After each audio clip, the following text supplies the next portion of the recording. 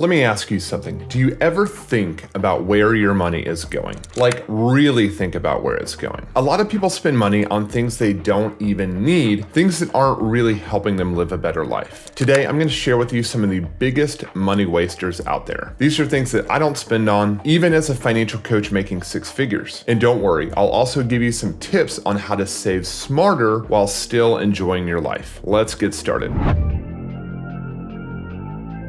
Spending money to impress others. This is one of the biggest ways I see people waste money, trying to look good for others. Cars are the first and biggest thing that comes to mind for me. Buying a brand new car or the fanciest car that you can afford is locking yourself in a payment plan for years. Do you know what the average car payment right now is in America? $730 a month. That's a lot of money to spend to seemingly impress a stranger at a stoplight. And it's not just about the car payment. Add in insurance, maintenance, gas. Suddenly you're spending thousands of dollars a year for something that's really unnecessary. The same is true for designer clothes and accessories, Louis Vuitton bags, fancy shoes. Spending thousands of these things might make you feel good for a moment, but it doesn't last. You're stuck in the cycle of buying more to try to keep up with other people. We've probably heard the phrase, comparison is the thief of joy. And I think this is absolutely applicable when we think about materialism, especially with the advent of things like Instagram and TikTok. There's always going to be someone else with more money, more disposable income, or a higher credit limit. And when we compare ourselves to those other people, it's just a losing game. The moment that you stop playing the game, the better and more free you will feel.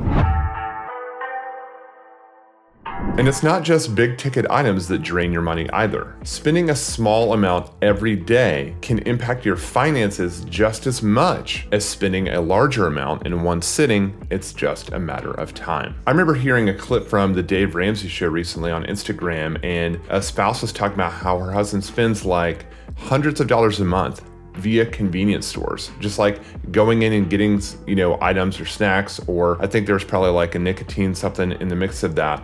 But all these little micro purchases add up and can be hundreds of dollars a month that you're just pissing away. So here's what I mean. Eating out without thinking about it. A quick lunch here, a coffee there, it does add up. Shopping at places like Target, Walmart, Amazon. How many times have you gone in for one or two things and end up leaving with a cart full of things that you probably don't really need? And then there's the trend of over-organizing. You see people buying bins and containers to hyper-sort every little thing in their house. Do you really need a special container for blueberries? Probably not. If you don't know what I'm talking about, give my friend Rachel a follow. I'll leave her link down below, but her handle is Rachel Talks Money on Instagram. She's actually gone viral kind of coming at this entire trend, and I think she does a great job of explaining it. So give her a follow if you want to check that out. Here's the problem. Many of us spend without even thinking about it. We swipe our cards, we tap our phones, and we're not thinking about the bigger picture. Once you get your spending in line with a bigger goal, you'll feel better about the dollars that you are spending. And look, I'm not perfect either. There are plenty of things that I have tendencies to overspend on. One of those, if you follow me for a while, that you might know is eating out. I feel like for me, just the convenience factor is really something that I prioritize,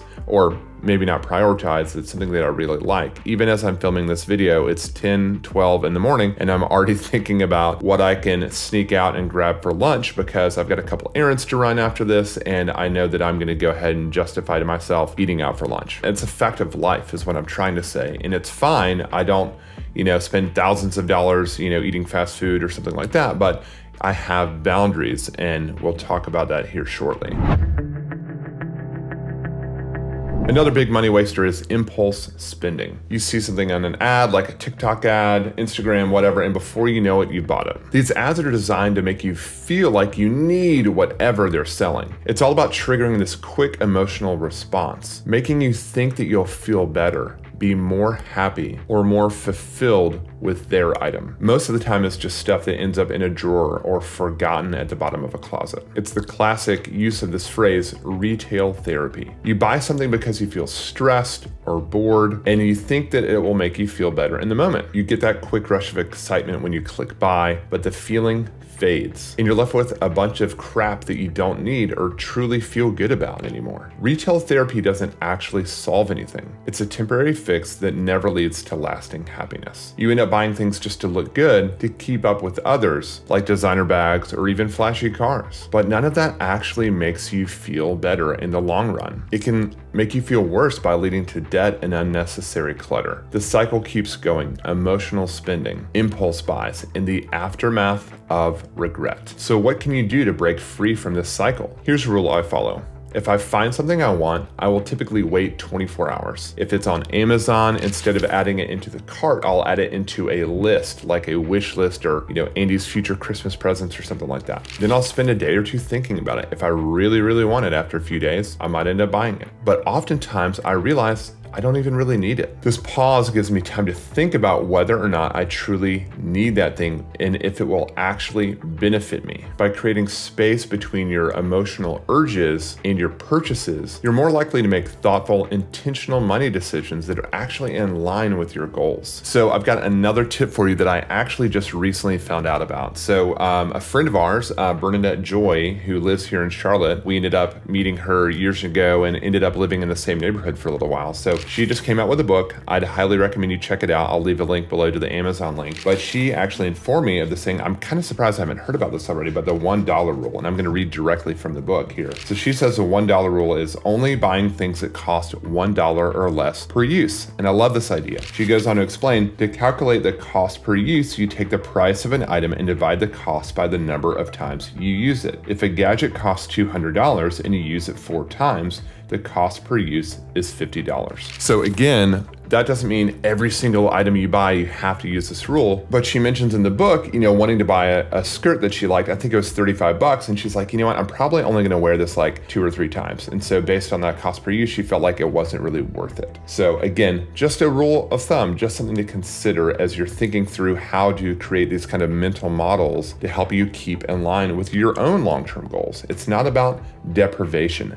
I want to be crystal clear about that. It's about taking control with intention and not letting these kind of quick fix emotional spending decisions rule all of your financial decisions.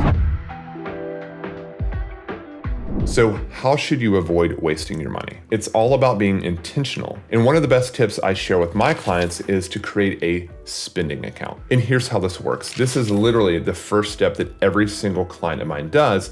And it is stupid simple, but massively powerful. You set up a separate checking account at a separate institution. If you're married, I'm a huge fan of having one joint account and then like the his and hers accounts, so that if I want to spend money at Chipotle, I've got a little bit of money that I allocate to myself so that I don't feel guilty about that. My wife, again, never dreams of that. She would rather squirrel away money and like go buy a brand new top or something. If you're a guy, a top is a shirt, just in case. So ultimately, I work with clients to figure out these kind of main spending categories. So groceries, going out to eat, household toiletries, and entertainment. And then we work together to find a number, typically on the high end of the spectrum, and we rinse and repeat that number weekly. A weekly cash infusion is like 10 times easier to stick to than doing it bi-weekly, how most people get paid. I remember a quick story. When I was piloting these concepts in corporate America, I got paid every other week like most people do. And I tried to set a 2-week spending budget and would always run out of money by like day 9. So it's massive to just do it every Friday. People love to walk into the weekend flush with cash. And then if you have to brown bag it on like Thursday, oh well, small price to pay. But ultimately, we want to find this equilibrium where we're not brown bagging it, where we have enough to meet our needs and have the freedom to like go out to dinner every now and then and not feel guilty about it because some other finance guy on the internet says that you should be working there at the restaurant if you have any debt. The main rule here is that once the money is gone, it's gone. And so it's important to find that kind of spending limit in a way that we have this equilibrium where we have what we need, but not like way too much. And so the weekly spend, the fact that it's at a separate institution makes it very, very easy to not dip your hand into the cookie jar that's already allocated to pay the bills. This way you can enjoy your life without feeling guilty or out of control. You're setting boundaries, but you're also giving yourself the freedom to spend within those predetermined boundaries. For example, one of my clients recently shared that her husband's bonus for the month was $900. She said that's money that they had not accounted for, that was, not necessary for bills, and it's automatically deposited into their their savings account. This is the perfect example of the intentionality I recommend. By automatically putting the money into savings, they're setting a clear boundary, ensuring it doesn't get spent recklessly, just like with the spending account strategy. It's all about being intentional with where your money goes. And again, I'm not here to say, hey, don't spend that bonus on some fun stuff or take a portion of that to treat yourself and go out to have a nice dinner to celebrate the win. I'm not saying that at all. What I love about this concept is the default is saving and investing by default. If you want to move